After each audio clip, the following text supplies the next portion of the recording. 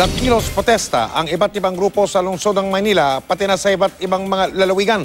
Ginugunita nila ang ika-44 na anibersaryo ng martial law. Mula sa Plaza Miranda sa lungsod ng Maynila, nakatutok live si Susan Enriquez. Susan. Mike, tumagal na mahigit 3 oras ang programa ng iba't ibang grupo para sa paggunita ng deklarasyon ng martial law ngayong araw na ito. Nagtipon-tipon sa Bustillos sa Palok, Maynila ang iba't ibang grupo para sa paggunita sa ika-44 na taon ng deklarasyon ng martial law.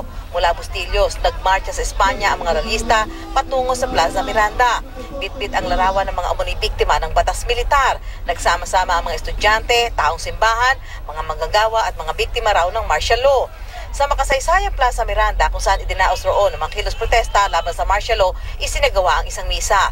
Naniniwala kami na ang kapayapaan ay hindi matatamo kung patuloy ang karahasan. Naniniwala kami na ang kapayapaan ay dapat nakasalalay sa karapatang pantao. Bilang mga biktima ng martial law, ay sana ay gunitain natin o lagi nating isipin yung mga karanasan noong panahon ng martial law at huwag na nating hayaan itong maulit. Pagkatapos ng misa, nagkaroon ng programa kung saan dinaiwasang mabanggit ang usapin ng kanilang pagtutol sa paglilibing kay dating Pangulong Ferdinand Marcos sa libingan ng mga bayani. Sa mga probinsya, kanya-kanya ring paraan ng paggunita sa martial law. Kabi-kabila rin ang mga kilos protesta. Bitbit ang mga puting kabaong, nagmarcha ang mga biktima ng martial law at ilang grupo sa Cagayan de Oro City.